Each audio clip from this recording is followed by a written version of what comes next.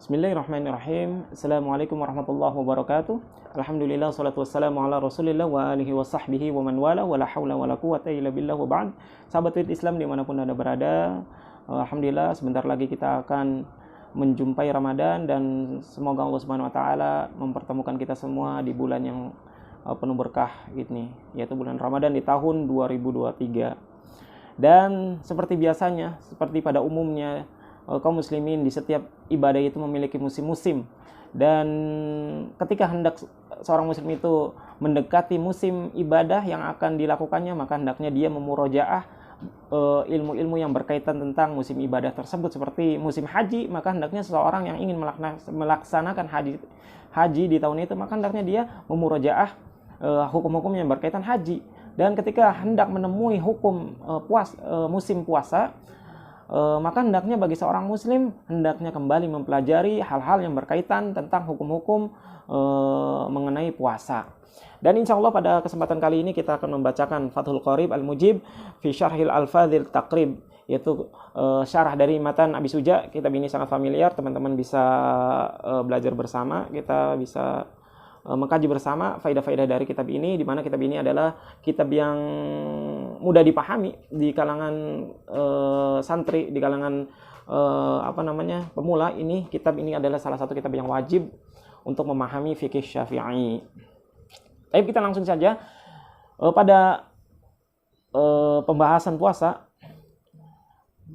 Qala Syekh Kitabus Shiyam wa syaraitu wujubis shiyam thalathatu asya', yaitu Syekh menjelaskan mengenai tentang kitab as-shiyam. Syarat-syarat wajibnya berpuasa, ini adalah matanya ya teman-teman. Wa syaraitu wujubis shiyam thalathatu asya', yaitu ada tiga hal. Yang pertama adalah al-Islam wal bulugh wal aqlu wal qudratu 'ala shaumi. Yang pertama adalah Islam, kemudian ia balik, kemudian dia berakal dan memiliki kemampuan untuk melakukan puasa. Ini adalah syarat yang wajib bagi orang untuk melakukan puasa. Kemudian disyarah di sini adalah Kitabu Ahkamis Shiyam wa huwa shaumu wa masdarani. Yaitu as-shiyam ataupun shaum adalah masdar, adalah kata dasar, ma'nahuma lughatan al-imsak. Yang keduanya ini, baik shaum ataupun shiyam, itu secara bahasa artinya adalah menahan. Wa syar'an, adapun secara syariat atau istilah, imsakun an muftirin biniyatin mahsusatin jami'a naharin qabilin lis-shaumi min muslimin aqilin tahirin min haidin wa nifasin. Yaitu adapun secara syariat atau secara istilah, yaitu menahan dari hal-hal yang membatalkan dengan niat yang khusus. Dengan niat yang khusus melakukan berpuasa, yaitu dengan menahan jami'a naharin, yaitu sepanjang siang, qabilin yang diterima, lisaumi min muslimin aqilin tahirin min haidin wa nifasin, yaitu ulangi lagi, yaitu menahan dari segala hal yang membatalkan dengan niat yang khusus sepanjang siang tersebut, niatnya yang diterima bagi berpuasanya itu dari seorang muslim yang berakal, suci dari haid dan nifas. Ini adalah makna secara syariat atau istilah. Syurutu wujubil shaumi, adapun syarat wajib berpuasa adalah wa syaraitu wujubil shiyami thalathatu asya'a wa fi ba'din nusakh arba'atu asya'. Nah, di sini pada matan itu ada tiga macam syaratnya, tapi pada naskah yang lain itu ada 4 macam, yaitu 4 yang dijadikan syarat tentang wajibnya berpuasa. Syaratnya apa saja? Yang pertama adalah al-Islam wal bulugh wal aqlu wal qudratu 'ala shaumi. Yang pertama adalah Islam, kemudian dia balik, kemudian dia berakal, kemudian dia itu mampu untuk melakukan puasa. Wa hadha huwa saqitu 'ala nushatis thalathah. Dan al-qudratu 'ala shaumi di sini yaitu kemampuan untuk melakukan puasa adalah tambahan, di mana pada naskah yang ketiga ini itu tidak ada tambahan al-qudratu 'ala shaumi, yaitu hanya al-Islam wal bulugh wal aql. Kemudian fala yajibu shaumu ala abdadil dzalik. Maka tidak diwajibkan berpuasa bagi orang yang memiliki keterbalikan dari 4 syarat ini. Jadi yang pertama itu kan Islam. Jadi orang yang memiliki keterbalikan dari Islam seperti orang kafir itu nggak wajib. Kemudian bulugh, yaitu orang yang telah balik, artinya orang yang sebaliknya yang belum balik maka tidak wajib berpuasa. Kemudian berakal. Nah, orang yang memiliki keterbalikan dari akal ini yaitu majnun atau gila atau nggak sadar, ini nggak wajib berpuasa. Kemudian al-qudratu 'ala shaumi, yaitu keterbalikannya dari ketidakmampuan untuk berpuasa, ini adalah tidak diwajibkan baginya untuk berpuasa. Jadi ketika ditanya apa sih syarat-syarat wajib berpuasa, yang pertama adalah Islam, balik, akal, dan memiliki kemampuan untuk berpuasa. Termasuk di dalamnya apabila seorang itu sakit gitu, nggak mampu berpuasa, maka tidak wajib baginya untuk berpuasa. Kita melanjutkan dalam matan ini, wa faraidu shaumi arba'atu khisalin, dan fardu saum atau wajib berpuasa itu ada 4 macam. Apa saja 4 macam itu? Yaitu an-niyah, wal imsaku 'anil akli was surbi, wal jima' wa ta'ammudi al-qai. Yang pertama, fardu yang pertama adalah wajib untuk niat. Kemudian menahan dari makan dan minum. Kemudian berjima, kemudian menahan dari sengaja untuk muntah. Jadi pertama niat, kemudian menahan dari makan dan minum, dan menahan juga dari jima, dan kemudian menahan dari muntah. Kok ada muntah disengaja gitu loh? Ada, karena sebagian mungkin kita misalkan ada perasaan gak nyaman di tenggorokan atau apa, bisa aja kita muntah. Bahkan di dalam kitab Tibun Nabawi itu ada manfaatnya. Ada manfaat yang dijelaskan oleh Ibnul Qayyim di sana, itu manfaat mengeluarkan, kita memuntahkan, manfaat dari memuntahkan dengan sengaja gitu untuk kesehatan. Dan di sini ketika berpuasa maka itu dilarang karena termasuk membatalkan puasa. Jadi nggak usah heran teman-teman, misalkan kok ada ya orang yang sengaja dengan muntah. Memang ada, karena sebagian ada manfaatnya, atau mungkin ada kasus karena nggak nyaman atau gimana di perutnya atau apa, dia sengaja memuntahkan begitu.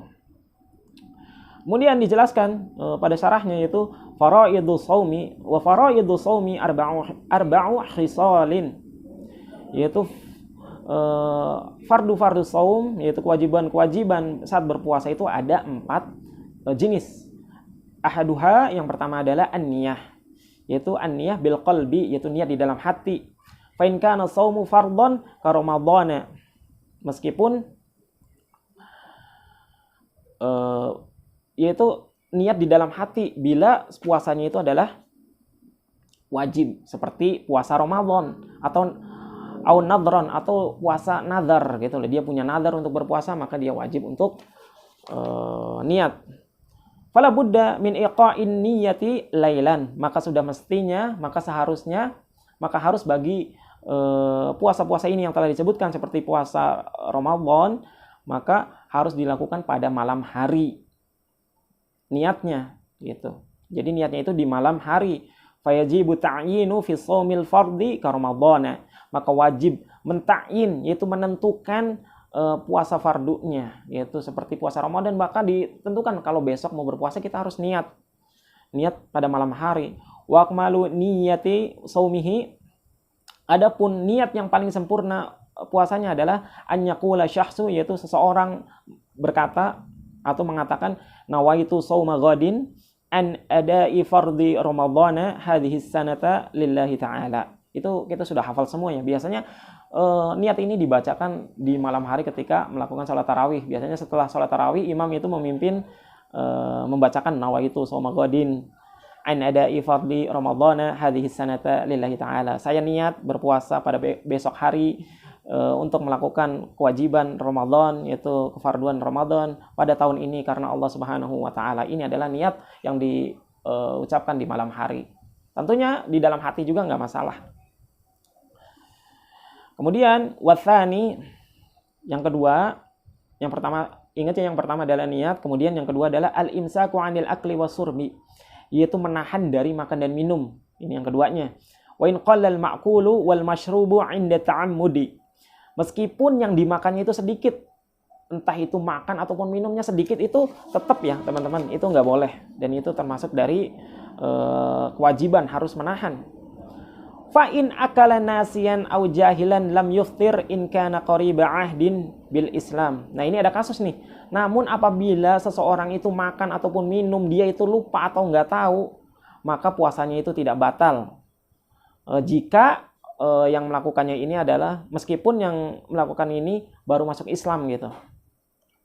Au nasya'a ba'idan 'anil ulama, atau dia itu tumbuh atau hidup jauh dari ulama sehingga dia itu bingung mau nanyanya ke siapa, akhirnya dia minum atau nggak ngerti mengenai kewajiban puasa, kemudian dia makan atau dia minum, dia benar-benar bukan lupa karena nggak tahu, maka di sini disebutkan tidak membatalkannya apabila dia itu baru masuk Islam, nggak tahu, ataupun dia jauh dari ulama yang sulit untuk mendatanginya untuk bertanya berkaitan tentang hukum-hukum puasa, maka tidak batal. Wa illa aftara. Namun bila dia itu dekat dengan orang-orang berilmu atau bisa ditanyakan orang yang mengerti berkaitan tentang agama, yang sebenarnya dia itu bisa gitu nanya, apalagi zaman sekarang yang mudah dengan mengakses internet, bisa mencari referensi tentang hukum-hukum puasa atau bertanya langsung kepada orang yang memahami berkaitan tentang puasa, maka tidak ada uzur baginya, maka dia tetap batal kalau disengaja. Adapun lupa, baik di tempat banyak ulamanya atau orang yang mengertinya, kemudian tapi dia itu lupa mau makan atau mau minum, maka ini tidak batal. Kemudian fardu yang ketiga adalah al-jima', amidan, yaitu jima' bersetubuh dengan suami istri gitu. Itu dengan sengaja, udah tahu pada bulan puasa di siang ya. Ini ketika seseorang itu melakukan puasa di siang hari, lalu dia itu berjima' dengan istrinya dengan sengaja, dia tahu, dia sadar gitu. Maka ini bisa membatalkan puasa. Jadi harus ditahan nih. Ini kewajiban yang ketiga, yang fardu yang ketiga dari berpuasa adalah menahan dari jima. Wa amal jima'u nasiyan fakal akli nasiyan. Adapun apabila dia melakukan hubungan suami istri di siang hari pada bulan Ramadan karena lupa, maka hukumnya itu seperti dia itu makan. Ya nggak apa-apa. Loh kok ada kayak gitu. Ketika seseorang melakukan hubungan suami istri karena lupa di siang Ramadan, ya bisa aja, namanya juga kasus gitu loh. Bisa aja karena mungkin dikiranya selain bulan Ramadan di siang hari gitu. Kemudian dia melakukan ya karena lupa. Kemudian di pertengahan dia baru ingat itu. Ya harus dihentikan. Tapi lupa, tapi insya Allah itu nggak batal karena lupa, kecuali disengaja. Nah, inilah yang keempat, selanjutnya adalah ta'amudul qai, yaitu memuntahkan dengan sengaja. Walau ghalabahu al-qai'u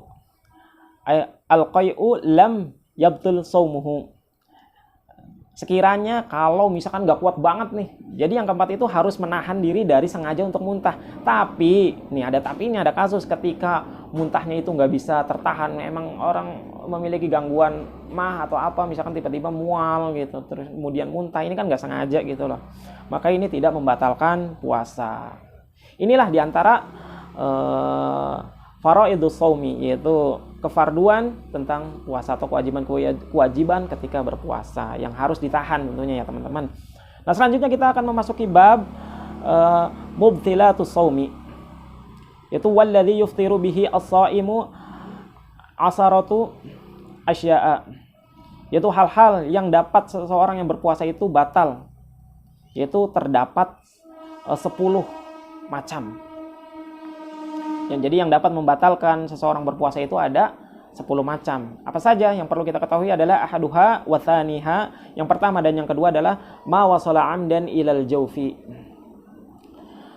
Yaitu apa? Segala sesuatu yang dengan sengaja masuk ke jauf, yaitu ke rongga, ke lubang-lubang di dalam tubuh kita. Lubangnya apa aja? Mulut, hidung, atau telinga, atau dubur, atau kubul gitu. Kalau sampai dengan sengaja, maka itu bisa membatalkan puasa. Kemudian al-munfatih, yaitu yang terbuka, yang tadi kita sebutkan seperti mulut, yang tadi telah disebutkan atau hal yang lainnya. Ghairil munfatih, baik itu yang terbuka ataupun yang tertutup. Kok ada yang tertutup? Seperti apa? Kal wusuli min ma'mumitin ila ra'si wal muradu imsaku shaim an wusuli ainin ila ma yusamma jaufan. Itu seperti sampainya hal-hal misalkan air gitu loh, masuk ke, misalkan ada luka di dalam kepala yang masuk ke otak gitu. Itu bisa membatalkan puasa. Wal murad, yaitu maksudnya adalah, tujuannya adalah imsakus shaim, yaitu menahannya orang yang berpuasa, ain wusuli ainin, dari sampainya segala sesuatu, hal-hal yang benda, yang materi gitu loh, entah itu cair ataupun padat, ila ma yusamma jaufan, yaitu sampai kepada yang disebut rongga dalam tubuh kita gitu loh. Jadi jangan sampai kemasukan hal-hal yang masuk ke lubang-lubang di dalam tubuh kita. Itu adalah yang pertama yang bisa membatalkan puasa. Kemudian yang ketiga, tadi kan yang satu, satu dan dua. Kemudian yang ketiga adalah ats-tsalis al-huqnatu fi ahadits sabilaini wa huwa dawaun yuhqanu bihi al-maridu fi qubulin aw duburin al-mu'abbaru anhuma fil matni bi sabilaini. Yang ketiga adalah al-huknah, yaitu seperti memasukkan atau menyuntikkan kepada salah satu jalan, yaitu pengobatan. Yaitu misalkan orang sakit gitu loh, dia berpuasa, dawaun yuhqanu, yaitu dia memasukkan obat di di dubur ataupun di kubulnya, atau dua jalan ini. Itu termasuk pembatal puasa. Misalkan pakai kateter gitu loh, atau memasukkan, misalkan orang yang mengalami sulit BAB, kemudian memasukkan obat di duburnya gitu loh untuk pencahar. Ini termasuk membatalkan puasa. Kemudian ar-rabi', yang keempat adalah al-qai'u 'amdan, itu muntah dengan sengaja. Fa in lam yata'ammad lam yabtul shaumuhu kama sabaqa. Namun apabila tidak disengaja, maka puasanya itu tidak batal sebagaimana yang tadi telah disebutkan. Al-khamis, kemudian yang kelima adalah al-wad'u 'amdan, yaitu berhubungan suami istri dengan sengaja, fil farji, yaitu berhubungannya itu dengan memasukkan kemaluan ke faraj, kepada kemaluan istri. Fala yuftiru shaimu bil jima'i nasiyan kama sabaqa, dan tidak membatalkan bagi puasa ketika dia itu melakukan jima itu karena lupa sebagaimana tadi telah disebutkan. Wasadis, kemudian yang keenam adalah al-inzal. Apa itu inzal? Wa huwa khurujul mani, yaitu keluarnya air mani. An mubasyaratin, yaitu keluarnya air mani dari bersentuhan dengan bersentuhan misalkan dengan suami istri gitu. Bila jima'in, meskipun tanpa melakukan hubungan seksual gitu. Menggesek-gesekkan dengan istri misalkan, muharraman kana ka ikhrajihi biyadihi, baik itu keluar maninya yang diharamkan seperti seseorang melakukan onani dengan tangannya mengeluarkan mani gitu, au ghairu muharramin ka ikhrajihi biyadi zaujatihi au jariyatihi, atau mengeluarkannya itu atau bukan yang haram, yang padahal ini boleh gitu loh, yang dilakukan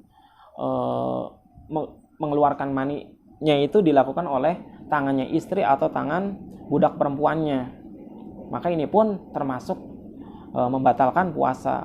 Wahtaraza bi mubasyaratin an khurujil mani bil ihtilam, maka dikecualikan dari menyentuh ini keluar maninya itu karena mimpi, yaitu mimpi basah. Fala ifthara bihi jazman, maka itu jelas tidak membatalkan puasa. Kalau mimpi basah itu karena mimpi, maka itu enggak masalah, bisa diteruskan puasanya. Kemudian yang keenam, ila akhiri as-sabi'u ila akhiril asharat, yaitu yang keenam sampai yang ke-10 adalah al-haid wan nifas wal junun war riddah. Adapun yang ke-7 sampai yang ke-10 yaitu al-haidu wan nifas wal junun war riddah, yaitu haid, ini adalah salah satu pembatal puasanya. Yang ke-7 yaitu haid, kemudian nifas, kemudian gila, kemudian riddah. Fa mata tara'a syai'un minha fi athna'i shaumi abtalahu, kapan saja hal-hal ini terjadi pada seorang ketika berpuasa, maka itu telah membatalkan puasanya. Jadi inilah diantara pembahasan pada malam hari ini tentang hukum berkaitan dengan berpuasa, yaitu tentang syarat wajibnya berpuasa, kemudian wajib-wajibnya ketika seseorang melakukan puasa, kemudian hal-hal yang membatalkan puasa. Insya Allah kita akan kembali melanjutkan di pertemuan berikutnya hal-hal yang berkaitan tentang sunnah-sunnah dalam puasa. Barakallahu fikum. Assalamualaikum warahmatullahi wabarakatuh.